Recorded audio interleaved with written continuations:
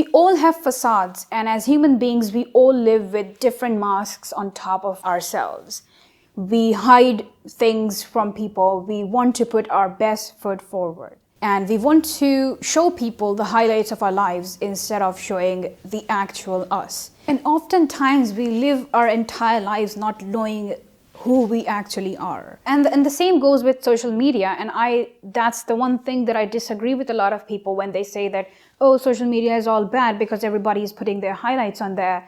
But are not we doing the same things in real life? We are never true to ourselves or to other people surrounding us. And that's one of the themes of Shuggie Bain. Hey everybody, welcome back to my channel. In today's video, we are going to be talking about a book which won the 2020 Booker Prize, Shuggie Bain. Shuggie Bain is written by Douglas Stuart and it was published in the year 2020, and then obviously it won the 2020 Booker Prize. This is a debut novel by Douglas Stuart and it has blown everybody's minds away. If you go on Goodreads, you will find this book in the historical fiction genre, but the author himself has said that it is not particularly a historical fiction and it is not really a fiction for that matter, because it's inspired by and it also has some real life elements of Douglas Stuart's life. But because the story takes place in the 1900s, people generally put it in the historical fiction genre, but it's just an amalgam of a lot of different things. So now let's go ahead and look at the summary of this novel. The story takes place in the 1900s and this is a story of the youngest of three kids, Shuggie Bain. He has got a half brother and a half sister, and he has got a mother.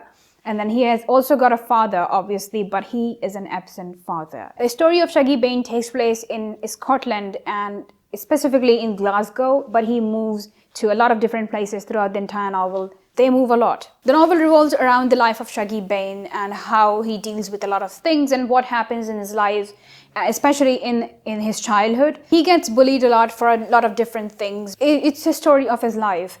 And also when he comes back home, he struggles with the stuff that his mother puts him through. She is an alcoholic and he deals with her. So that's a brief summary. Now let's move on to what I think about the novel. This is a story of a broken home and it puts so much emphasis on the importance of a healthy family. And it also tells us how ugly and how real alcoholism is. It's a really sad story. It's a really heartbreaking story, but at the same time, it has glimpses of hope in it. So when you're reading the novel, you just go into this really dark mood because of the things that the character is going through, because he's just a child and he's going through so much and people around him are not understanding him. So you really feel sad for this kid. But at the same time, every few chapters you come across certain hope and you just hope for the best. And then the story moves forward. So it's just a really quick back and forth of hope and sadness. So it's just a really nice amalgam of things. And I really like how the story has been written, because the flow of the story is absolutely incredible. The novel is divided into 4 different sections. If you look at it, there are actually 5 different sections, but the first section and the last section are happening in the same time span. And during these middle portions of the novel, the author has taken us to Shuggie Bain's childhood, and he has sort of told us the entire perspective and he has drawn the entire canvas up. The one thing that I really like about the novel is, even though it starts in the present, and the author has, in the next chapter, moved on to Shuggie Bain's childhood, the transition that has happened is so smooth that it doesn't feel jerky at all. It doesn't feel jumpy. It doesn't feel as if, oh my God, what's happening? Because a lot of the times, novels which jump from past to present and present to past, they are pretty jumpy and you kind of sort of lose your way and you are left confused. But for a debut novel to leave such an impact and to move forward and backwards with so much smoothness was a treat to read, honestly. One more thing, you feel sad for Agnes, but at the same time you want her to just get her things together, get herself together and take care of her home. But she is suffering, or she is an alcoholic and she can't help herself. But at the same time, even though you want to throttle her, at the same time you just feel sad for her because people are taking benefit of her.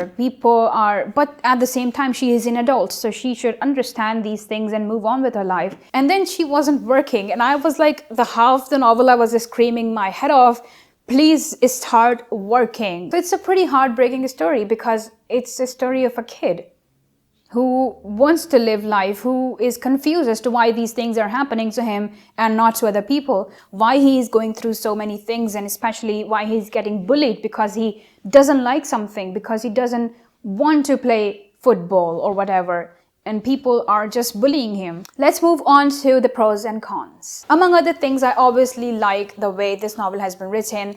The language is really beautiful and the words just flow, and obviously the story flow as well. The other thing that I really like is the combination, or rather a perfect combination of misery and hope. And I think that it's really important for writers to have this perfect sort of balance of misery and hope, because if the novel is completely devastating, people might have depressing thoughts after reading that novel, you know? But if there is hope in between, and if the ending is hopeful, then you really know that the author has done their best to sort of balance everything out. And it also gives you a really hopeful stance towards life. Also, the way this novel has been written is really immersive, so you really feel as if you are standing in the story, in that period, during that time, and living life through the eyes of Shuggie. So I really appreciate that as well. And one more thing, because the story is told from the perspective of Shuggie, a lot of things have been dulled down because of his innocence, because they are told from the eyes of a kid. He's an innocent kid. So a lot of things, a lot of ugly truths of society have been dulled down because of that. There are two negative points regarding this book. Number one is the dialect is actually a little hard to understand in the beginning. Number two is certain instances or certain scenes in the novel or certain paragraphs or whatever were a bit too graphic for me, and you could obviously skip them altogether. You can easily skip them. So that was again a bit of a downer, but they are, in the longest span of things, they are really minimal, so you could do away with them easily. Now for recommendations and ratings. If you are a sensitive person and you get sad really easily, or sad things really affect you, then this book is not for you. Don't read it at all, because it is really, really heartbreaking at times, and you just really feel for the characters.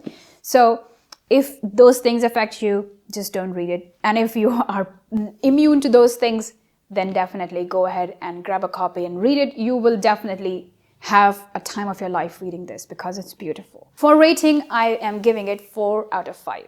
And with that note, we have come to the end of this video. If you like this video, make sure to give it a thumbs up. And if you haven't subscribed to the channel yet, make sure to do that. And if you want to check out my other videos, I will put them right here. And I will see you guys really soon, inshallah. Till then, take care. God bless you. Assalamu alaikum. Bye.